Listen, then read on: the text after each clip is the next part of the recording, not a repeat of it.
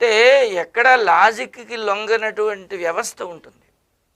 ఇది కేవలం సామ్రాజ్యాలని డైలమాలో పెట్టడానికి, సంస్కృతుల్ని నాశనం చేయడానికి, ప్రజల్ని ఇరకాటంలో పెట్టడానికి. మీరు ఎంత బాగా మాట్లాడినా మీ ఇంగ్లీష్ బాగుండదు అంటాడు వాడు.